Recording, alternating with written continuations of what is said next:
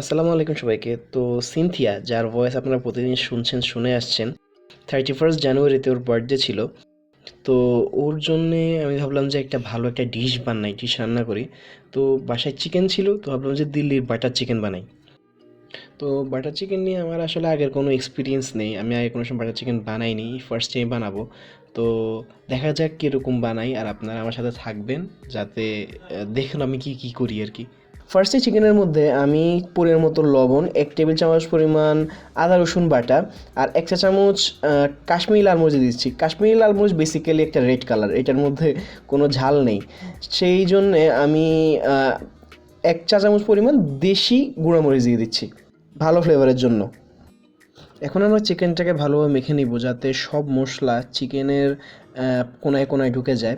আর মাখতে মাখতে আপনাদের বাটার চিকেনের ব্যাপারে একটু বলি।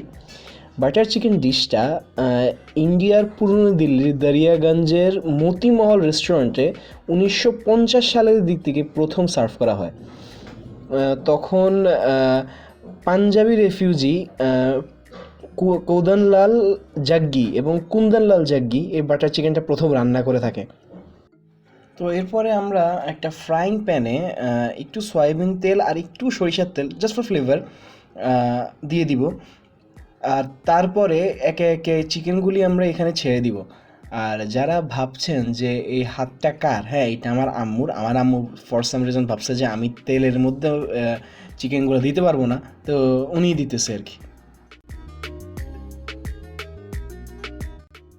তো এই চিকেনটাকে আমরা ভালো করে ফ্রাই করে নিব যাতে একটু কাঁচা না থাকে, একদম ভিতর পর্যন্ত যাতে হয়ে যায়। কারণ এরপরের স্টেপে যখন চিকেনটা আমরা গ্রেভিতে দিব ওইখানে আর বেশিক্ষণ রাখবো না, অল্প কিছুক্ষণ রাখবো, তাই যাতে চিকেনটা একদম ভালোভাবে হয়ে যায় সেদিকে খেয়াল রাখতে হবে। চিকেনটা ভালো করে হয়ে যাওয়ার পরে আমরা একে একে চিকেনটাকে উঠিয়ে একটা প্লেটে রাখবো, কিন্তু তেলগুলো ওঠাবো না কারণ এই তেলের মধ্যে আমাদের পরবর্তী স্টেপটা হবে।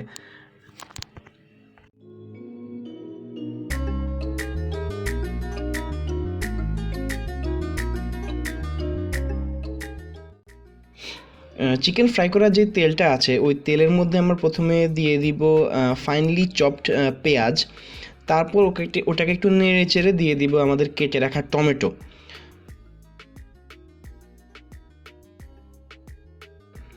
তারপরে টমেটোগুলোকে একটু নেড়ে চেড়ে আমি দিয়ে দিব এখানে 1 মুঠ পরিমাণ কাজু বাদাম।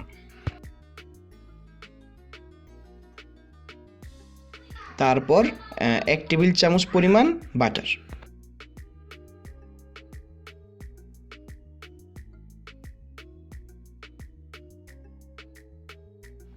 টমেটোগুলো যখন একটু গলে আসবে তখন আমি এখানে দিয়ে দিব একটু ভিনেগার, 2 চামচ আদা রসুন পেস্ট, ওইটাকে একটু মিক্স করে তারপরে দিয়ে দিব স্বাদ মতো লবণ আর গরম মশলা।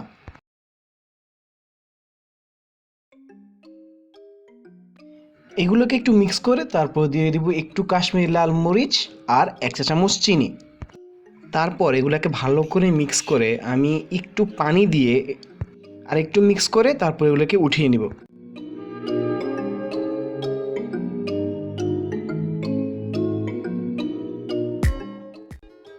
তারপর আমরা এই মিক্সচারটাকে একটু ঠান্ডা করে ব্লেন্ড করে নিব। আমি আমার ব্লেন্ডার ধরলে আমু মনে করে আমার ব্লেন্ডার নাকি সুইসাইড করবে, তাই আমু নিজে এটাকে ব্লেন্ড করে দিছে আর কি আমাকে। ওই সেম প্যানে আমরা 1 টেবিল চামচ বাটার দিয়ে দিব, 1 টেবিল চামচ বাটার দিয়ে তারপর আমাদের মিক্সচারটা, ব্লেন্ড করা মিক্সচারটা এখানে আমরা দিয়ে দিব পুরাটা। মিক্সচারটা একটু নেড়ে চেড়ে আমরা এখানে আমাদের সব ফ্রাই করা চিকেনটা দিয়ে দিব। আর ফ্রাই করা চিকেনটা কিছুক্ষণ এখানে আমরা একটু কুক করে নিব, বেশিক্ষণ রাখা লাগবে না কারণ আমরা এটাকে আগে ভালো করে ফ্রাই করে ভিতর পর্যন্ত কুক করে নিয়েছি।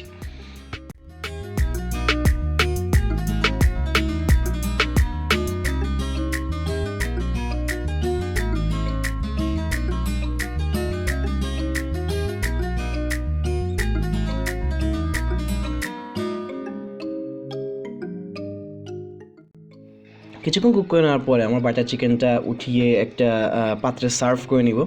এটা যখন ঢালবেন তখন এটার অনেক সুন্দর একটা স্মেল, টমেটো একটা স্মেল আসবে, এত সুন্দর একটা স্মেল আপনার সাথে সাথে এটা খেয়ে ফেলতে ইচ্ছা করবে।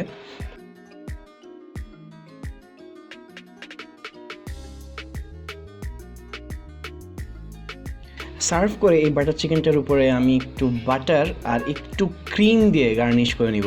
আর এভাবেই তৈরি হয়ে গেল আমার ফার্স্ট টাইম বানানো বাটার চিকেন। আর আপনারাও এটা ট্রাই করবেন। আমি ফার্স্ট টাইম বানালাম, তাও তো এটা দেখতে খুব সুন্দর, টেস্টেও অসাধারণ। এত টেস্টি বাটার চিকেন না খেয়ে কি থাকা যায় নাকি? তো আম্মু ফ্রাইড রাইস করেছিল, যেটা রেসিপি আপনারা কয়েকদিন পরে পেয়ে যাবেন। তো আমি ফ্রাইড রাইস নিয়ে খেতে বসে গেলাম।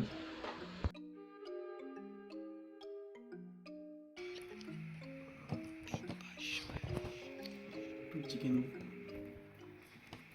চিকেনটা কিন্তু ভালোই সফট।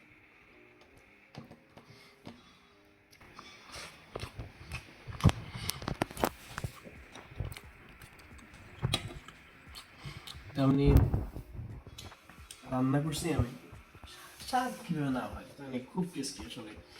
ফার্স্ট টাইম রাঁধছি আমি বাটার চিকেন, আসলে টেস্টটা কিন্তু অনেক ইউনিক।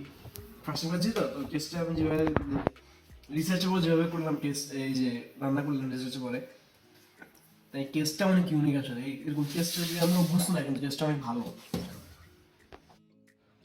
তো আমার কথা তো শুনলেনই, ডিশটা আসলেই অনেক মজার। আমি ফার্স্ট টাইম বানিয়ে যে এত মজার বানাতে পারলাম, তো আপনারা কেন পারবেন না? তো এতটুকুই, খাবেন, খাওয়াবেন আর ভাব নেবেন যে আমরাও পারি। ধন্যবাদ সবাইকে, আসসালামু আলাইকুম।